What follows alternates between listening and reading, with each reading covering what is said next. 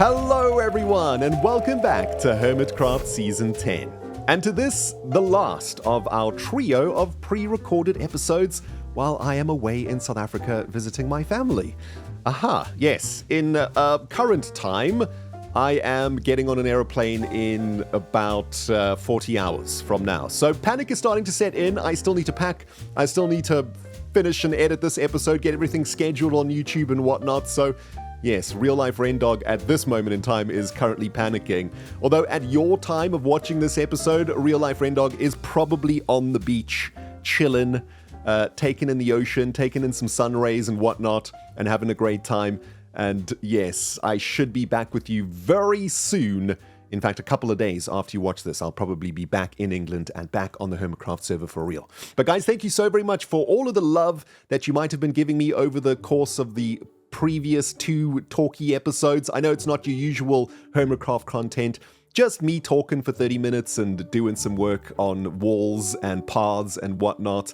But I do hope you have enjoyed them. And if you've got any inspiration from them, please do hit me up in the comments of this episode. I shall be reading the comment section every now and then while I'm in SA when I got some downtime. And I'm very much looking forward to your own stories, if at all you get inspired by the things that we've been yabbering about over the last couple of episodes. But last episode, we made the wall. And I got a little bit carried away after the recording and extended the wall all the way to the edge of our biome over there. It's looking pretty awesome, if I do say so myself. Let's get a little bit of airtime over here and have a look at it from a distance. Very nice. Now you can imagine that wall running all the way around the borders of our base, which I've outlined this week too. It's going to take quite a while to get the whole wall thrown up, but it's something I'll get working on when I get back from South Africa. Or if I find some time in South Africa, I might log onto the server every now and then and do a little bit of work off camera. But the wall's looking great. Very happy with it. And of course, very happy with the path. Looking fantastic. Today, we are working on something very interesting. This is a chicken machine. No, we don't care about that. This giant field of wheat, which I think it's about time this has to go. You know, this is an alien planet. There should be no wheat over here. And this all needs to get torn down and turned into something nice and fancy. I've got a pretty cool idea for this. And during today's episode, I want to tell you guys one final story from this trio. And this story is going to involve a lake. Not a lake of sulfur, but a lake in real life that I learned a very important life lesson from many, many years ago when I was a young teenager. And yes, one last story for the trio of pre-recorded episodes, guys. So sit back, get yourself a cup of coffee or something, because we're going to have a nice long talk. Can we do this in one take? It's unlikely, but we're going to do our best. So the plan is to make a really massive sulfur lake over here, right? We get rid of all of this wheat, and down here, there's already like a naturally forming lake thing happening. If we can transform this bottom part of this sort of ravine into a big lake, I think that'll look really, really sweet, right? And will really help to bring this alien landscape to life. Get rid of the wheat, add the sulfur. Now, we can't really get going with the sulfur lake until we have the sulfur itself. And I have been thinking about how to get a bunch of honey blocks. I don't think we have enough honey blocks available in storage unit 1 to get this done. We've got like 3 stacks of honey blocks. That is not going to be enough, I think. So yeah, last episode we did go and check in on profits. We got about a stack and a smidge of diamonds from the beacon shop. I've just gone and checked again. We've got no more sales. So this is the last of our diamonds. Good news is though, a brand new honey shop has popped up in the shopping district, all thanks to the wonderful Joel, who has been grinding away making bee juice for us. Most excellent. And if I'm not mistaken, yep, it looks like it's pretty much fully stocked right now, which is excellent. And it's 6 diamonds for a stack.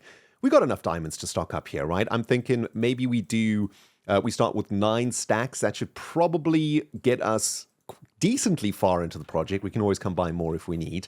And I mean, we're not going to make this lake too massive, right? We don't want to take up too much real estate because I've got a lot of plans for a lot more GIGACORP buildings here. So we just want to make the bottom section over there. I think we're going to turn that into the sulfur lake. On top of that, we're going to need some coarse dirt for the bottom of the lake, some light sources and whatnot, and some of this stuff too, right? We're going to need some slabs. to line the side of the lakes. So that's something we need to do too. We can get some of this, and I think I've got like a shulker box of dirt here also, so let's yoink some of that. As far as light sources are concerned, I guess we can use some of these ochre frog light things. That should probably do us quite nicely, and well, we should probably get a chest or something to put all of this stuff in. I mean, I've been already organized for the last couple of pre-recorded episodes, guys, but as I mentioned, I am getting on an airplane very soon, and I've not had time. Excuse me, I need to clear my throat. And no, we're not going to cut. We're not cutting. We're not cutting. We're doing this in one take. It's going to happen, friends. Okay? I've challenged myself to make a one-take episode. Let's see if we can get it done. Not even a frog in the throat, so to speak, is going to stop me achieving this particular goal. Yes, let's just set up a little chest over here and dump all this jazz in here. Although I think we probably need to get these things cut down. Let's get a stone cutter over here too.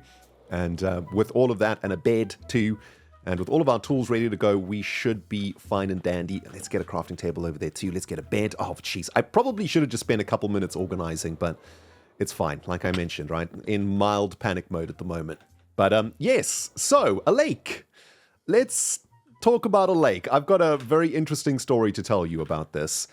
In fact, I've got many interesting lake stories that I could tell you because throughout my time as a young little Rendog, I did spend a lot of my youth in lakes, around lakes. I always loved them. It was always such a great place to play and spend a lot of time. And I believe in the first story that I told you guys, called The Path. I was telling you about the adventures that I used to have at my high school. And this particular story that we're going to be telling takes place back at high school. And this takes place in my first year at high school. And, well, as has become the tradition for these little podcast episodes, I've got to give you guys a little bit of context so that it all makes sense. And we're going to need to plug all of these water holes over here too. So let me get some dirt from this side and we can get going. So I think I did speak a little bit about my high school in the first episode. But just to recap, I went to a boarding school in South Africa in the middle of nowhere, pretty much in the mountainous area of the country. And out there in the middle of nowhere, it was a small school just for boys, and there were probably 500 or 600 boys there. And once you got to school, that was it. You got dropped off, and then 3 months later, you would go home. But for those 3 months while you were at school, you were there, at the boarding school, doing boarding school things. And, think Harry Potter without the magic. That's probably a pretty decent way to describe this school. I mean, for me anyway, it was probably Harry Potter without the magic, because I was spending most of my time as a teenager deep within my own imagination, killing orcs and whatnot when I was going on my adventures into the mountainsides.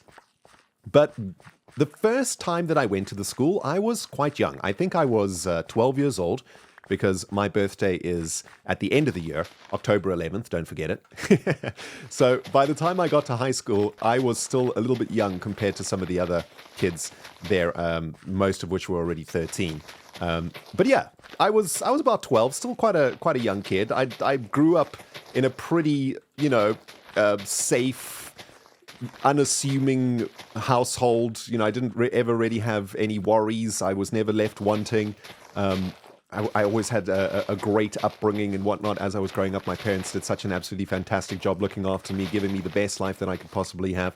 So when I got to high school, man, I went straight from the safety of my parents' warm embrace into, well, just a complete unknown. On my own, with absolutely no idea what was going on.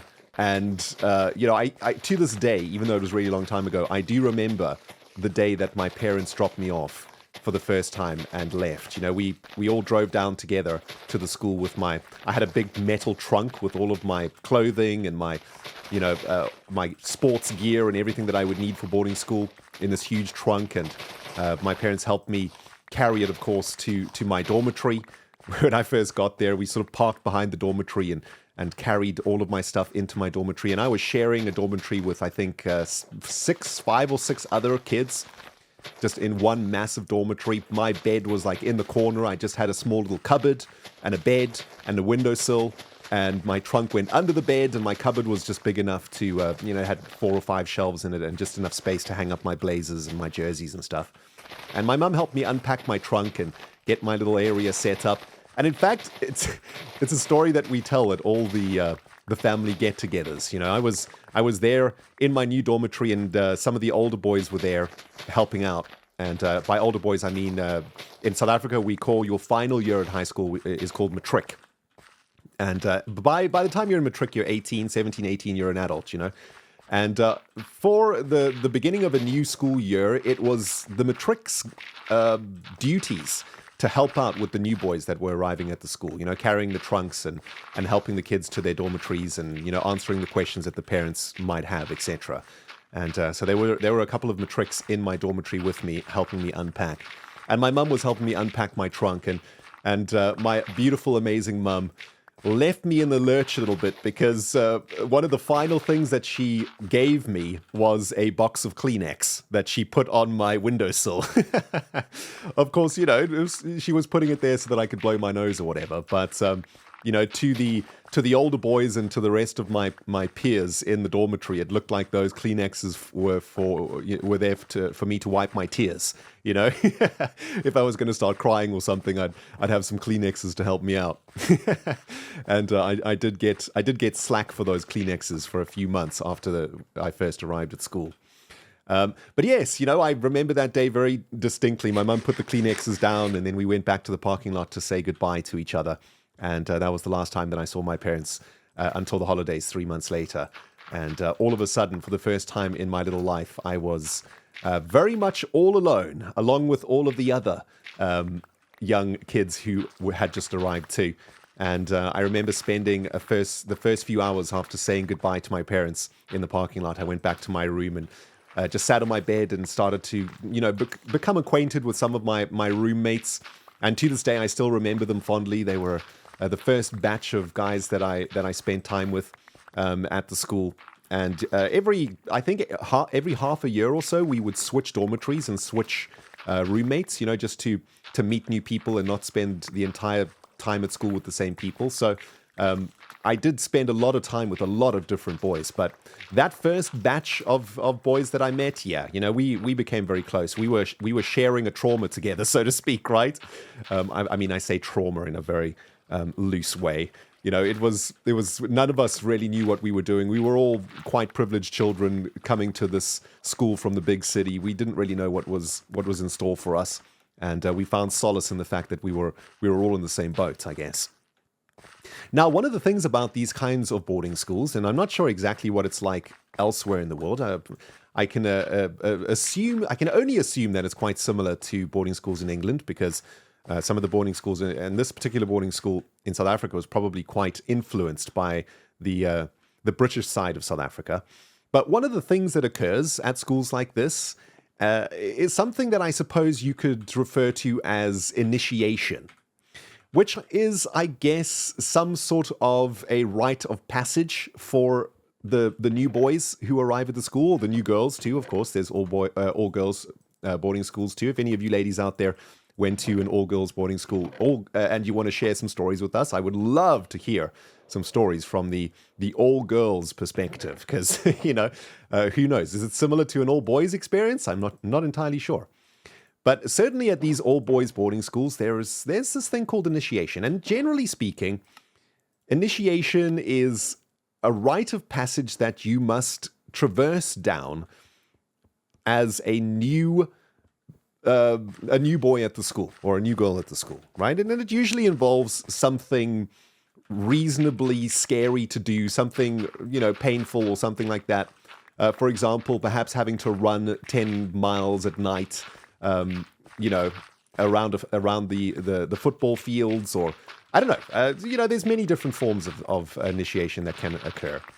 And generally speaking, these forms of initiation are quite traditional. They've been passed down over the years, and are, to the new boys, probably pretty scary, but really, generally, relatively safe things that we have to do. I mean, I can give you some smaller examples of initiation that we had to do when we first got to school. So, for example, the first bit of initiation we did was, within the next day after arriving at the school, we were tasked to wake up really early and do roll call at like 4 in the morning, and then prepare a cup of tea for all of the matrics in our dormitories. And, this was like a very strange thing for us spoiled city kids to suddenly have to do. Suddenly have to like wake up and prepare some tea for a matric was something that we were not used to. But this is the kind of initiation that I'm talking about, right? Like something relatively tame, but for a young kid that had never done something like this, pretty dramatic. There were, of course, more dramatic forms of initiation, and these dramatic forms were usually voluntary because of their nature. So, for example, I remember there was one initiation that involved doing I think it was a 10-mile run around the country roads of the school that I told you guys about during the story of the path.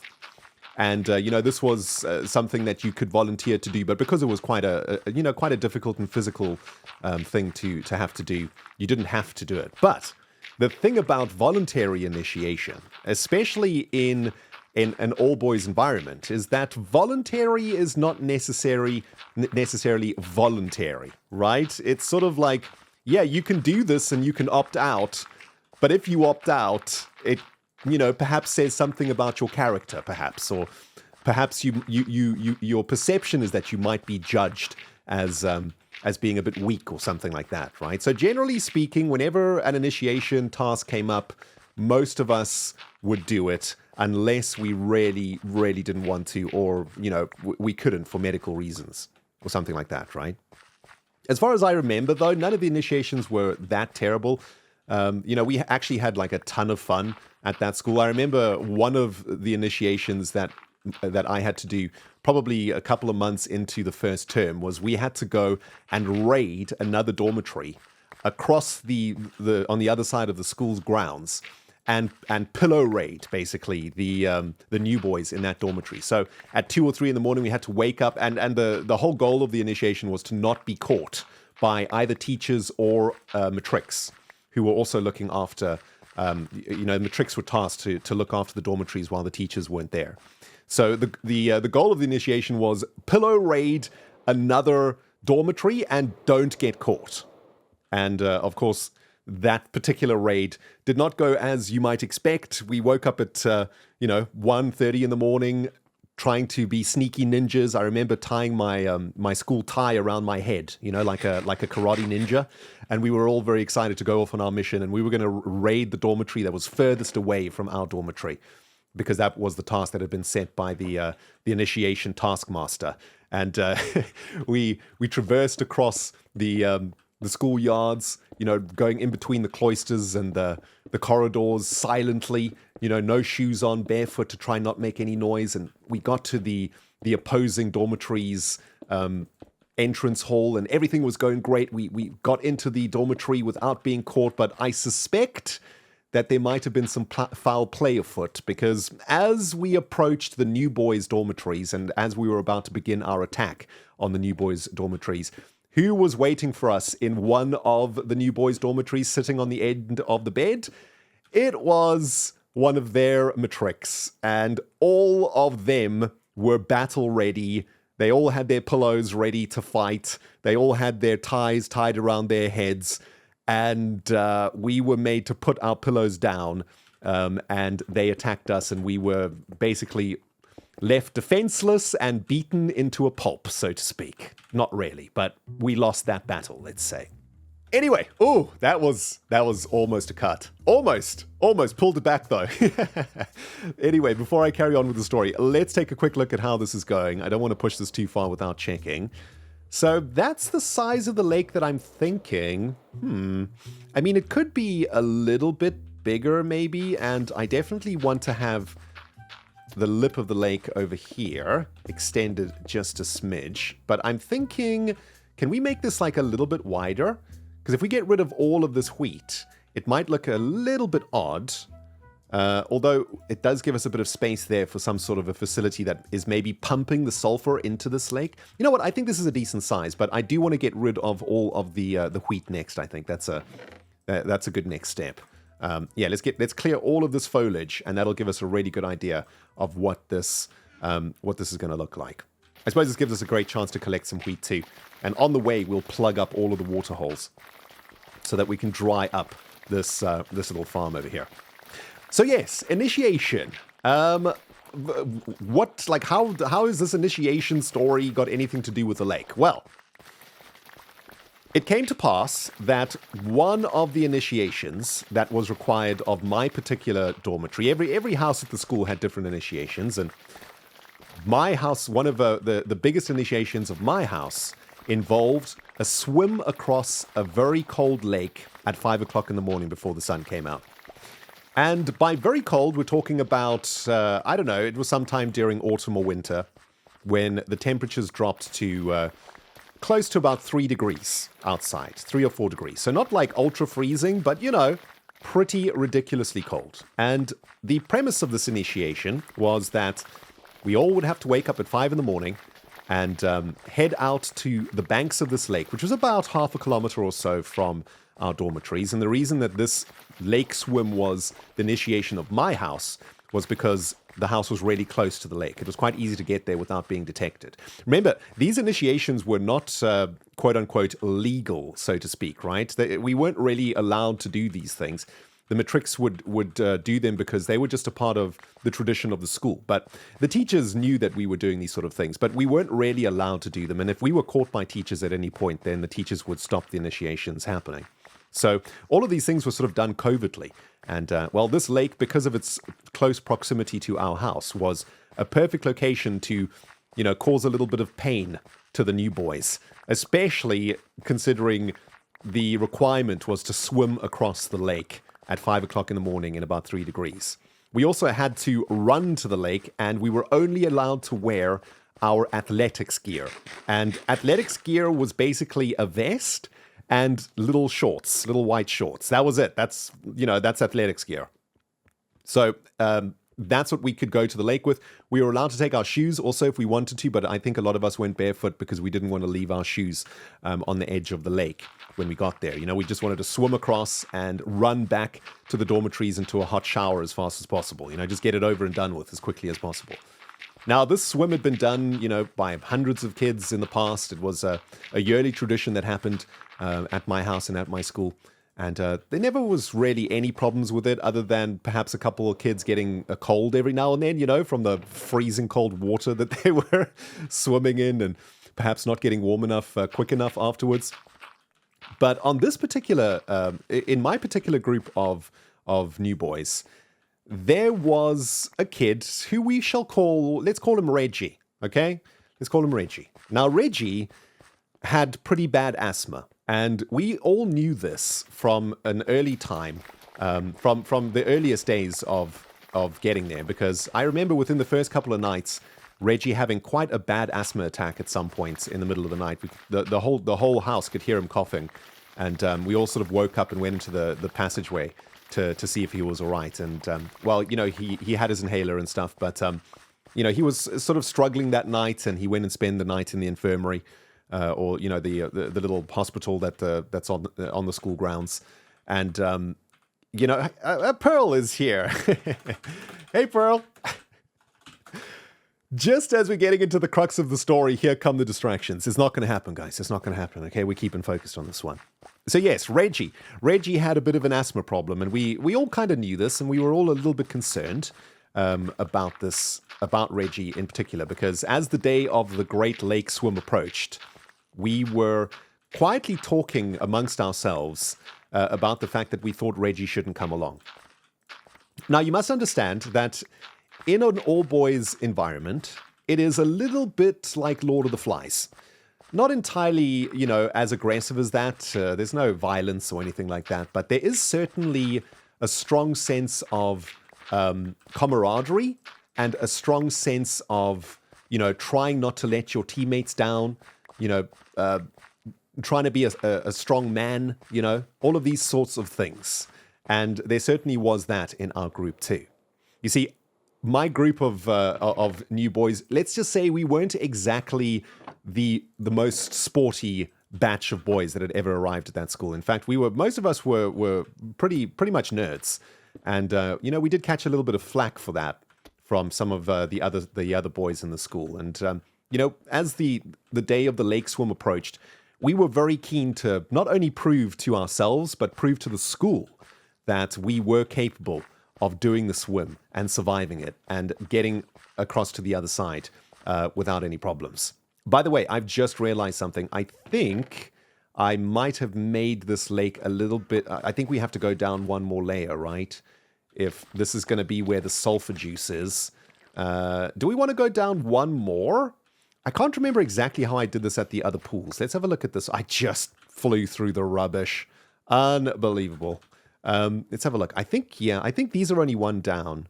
However, I don't know. I'm feeling like because this is a bigger body of water or a body of sulfur juice, perhaps it should be a little bit deeper, right? Maybe we should go a little bit deeper here just to give that added sense of depth down here, I think. Yeah, let's go one block deeper and we can replace all the coarse dirt here too. So yes, as the day of the Great Swim approached, my friends and I were talking among ourselves in our dormitories, hey, we don't think Reggie should come along, for this because we're quite worried about his asthma. And, swimming across a lake at 5 in the morning in 3 degrees is probably not something a kid with asthma should be doing. And so one day at dinner in the mess hall, there was a really massive hall, just like in Harry Potter. In Harry Potter where they go and eat, there's a massive hall. And then old Dumbledore stands up and gives a speech and whatnot. We had something similar like this. Obviously nowhere near as grand. It was just a big square hall that we all ate in. But that, I think it was breakfast or lunch or something. In the hall, we were sitting there with Reggie and we were like, yo, Reg, listen, I know you want to do the swim and you don't want to let us down. We're all in this together and, I know that you don't want to say no to the swim, but really, I don't think it's a good idea. We were just trying to convince him, dude, this is not a great idea. It really isn't. But Reggie was adamant, and I can totally understand it because there were many occasions at that school too when I partook in these sorts of activities when I shouldn't have. But the drive to, not let my comrades down, to prove my manliness, to prove something to myself and to the older kids that I could do these things and I wasn't a wimp and I wasn't a nerd. These urges were quite strong and very difficult to resist. And so the morning of the Great Swim came and we all got into our athletics gear at 4:30. We set our alarm for 4:30 and all woke up at the crack of freaking dawn, ready to go and plunge into a lake. And we all lined up outside, ready to take the run. Of course, the faster we ran to the lake, the sooner our body temperatures could heat up in the cold. And, the sooner we could actually start the swim and get it over and done with. And so once, by the way, a couple of matrix would come with us, of course, right? A couple of the older boys would come with us just to make sure that everything was okay. And if anything did go wrong, that there would be someone there to help if possible, right? Someone older, someone who was 18 or so. And I think a couple of them came, or at least I remember one of them coming for sure, because he would play a big role in the story later on. But we all headed over to the lake. We lined up outside, and we were ready to go. And we all huddled in a big huddle together, and had a moment where we were psyching ourselves up, I guess, getting ready to go. Of course, we couldn't make any noise because we didn't want to get caught by any teachers or any other matrix that might be lurking around. So we all just came together in a sort of very patriotic huddle, I suppose. By the way, where is the coarse dirt here? Hold on, I need a little bit more of this. And I don't think we have any more coarse dirt here unless I dropped off some in here. No, this is all just dirt now. Okay, I think we're going to run out of coarse dirt, but that's okay. So yes, we had our huddle and we were all ready to go. Dare I say it, rearing to go. The adrenaline was starting to kick in, and we'd been mentally preparing for this for a couple of weeks. We knew it was coming, and a lot of us were quite excited to prove our mettle out there and go and try and achieve something a little bit tricky, a little bit difficult, a little bit dangerous, All very exciting for a 12, 13-year-old, you know? And of course, Reggie was there too, despite our very fervent attempts to convince him not to come.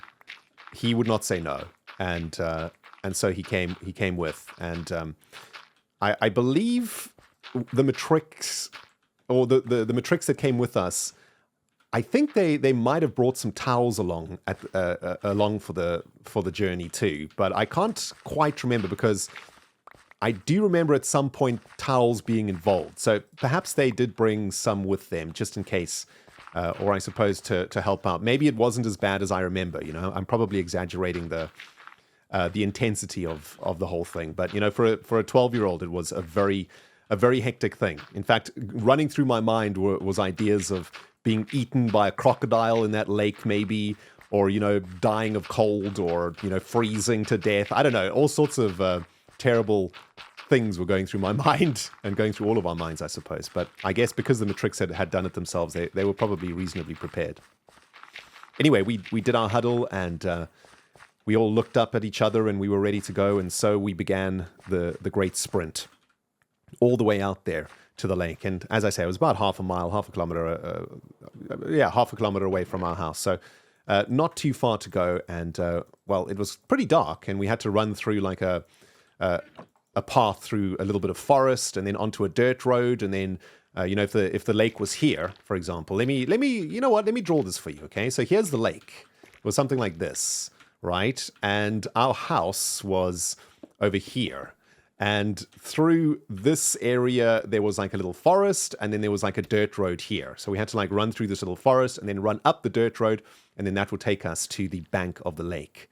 And the lake wasn't very far at all. In fact, I would say the lake was about as far across as an Olympic swimming pool.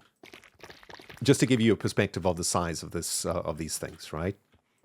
So we ran through the forest, up the dirt road, and we all gathered on the bank of the lake. And I remember we waited there for a moment, you know, perhaps contemplating what we were about to do, and perhaps having second thoughts. Because I remember dipping my toes into that water, and two things struck me instantly. It was the coldest water that I'd ever felt in my entire little life. Remember, I came from a rather cushy upbringing in the city, where I had never felt cold like that before. You know, my little tootsies had never felt anything as cold as that. And on top of that, my foot went straight into like a massive pool of like very slimy mud that was quite...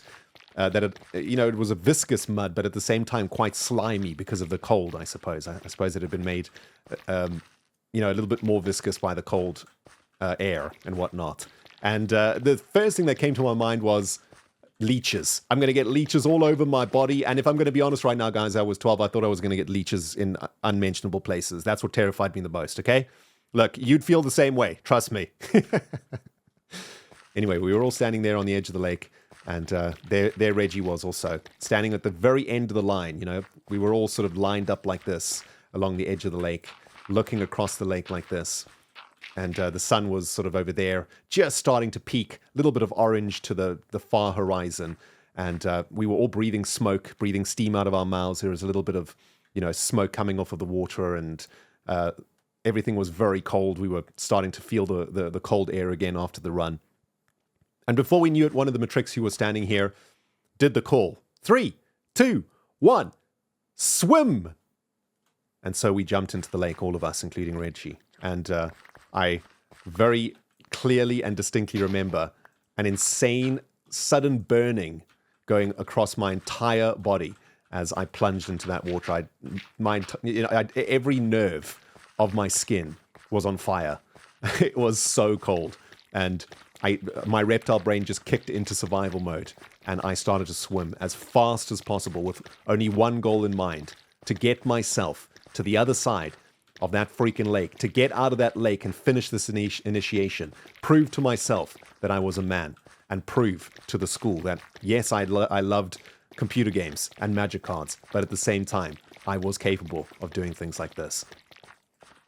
Myself and many of my peers, we panic swam as fast as possible across that lake, and I mean, it went so fast that before I knew it, I was climbing out the other end of the lake, which was basically just a wall of slime.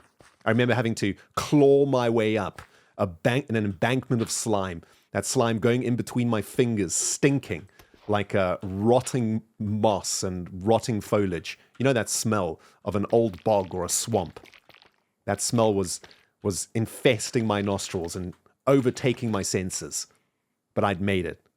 I'd made it to the other side. I'd proved to myself and everybody else that I was capable of such a thing. And as I was basking, I suppose, in my own joy of my own success, I looked back across the lake and, to my horror, saw something that has stuck with me to this very day after all of these years. Let me just get some packed mud over here. How's this looking? It's looking pretty good. Also, we perfectly timed the story because here we are. Rendog has just swam across the lake, freezing cold. I've clawed my way out of the mud, covered in swamp juice. And there in the middle of the lake was Reggie, not even halfway across, floundering, basically drowning, barely able to keep his head above water. And I could see in his face that he was unable to breathe. His lungs were closing up. His asthma was kicking in.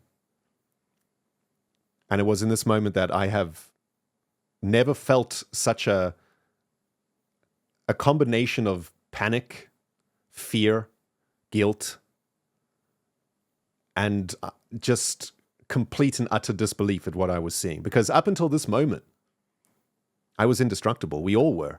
We were 12. When you're 12, you're indestructible, right? You can climb up walls. You can jump off cliffs. You can swim in the ocean. You can do whatever you want. Nothing will ever happen to you. But in this moment, the fragility of life, I suppose, suddenly became very clear to me. And I had no idea what to do. I was 12. I was a child. And luckily, one of the older boys who was standing over here took action immediately. And he was in just like a tracksuit and normal clothing. He just tore his tracksuit off into his underwear. And he just dived into the lake as fast as possible and swam up to Reggie, grabbed Reggie behind his arms, and swam backwards all the way to the shore. And the other matric boy was waiting at the shore, and they both pulled Reggie up. And the matric boy in his underpants held Reggie under the arms, and the other matric boy took Reggie by the legs. And they ran as fast as they possibly could, back through the forest, back up the dirt road, straight to the infirmary, and got him straight into the care of the nurse of the school. I'm happy to say that Reggie survived this incredibly intense ordeal, although it did take him a couple of weeks to come back to school after that. And we had to go through a whole inquiry about this. You know, the teachers were trying to work out who was responsible for this, how this had happened. Of course, nobody ever said anything because at a boarding school there is a code of honor that you hold to the very end. And I suppose the real truth of what happened to Reggie has been kept, or was kept by the kids that were there. And I suppose has been kept all the way up until this day. Although names are different to, to preserve anonymity and whatnot. But I learned a very important lesson on this day. In fact, I learned a couple of very important lessons. Number one, I learned about the fragility of life for the first time as a young man. I realized that we are not indestructible and that things can go wrong very, very quickly. And,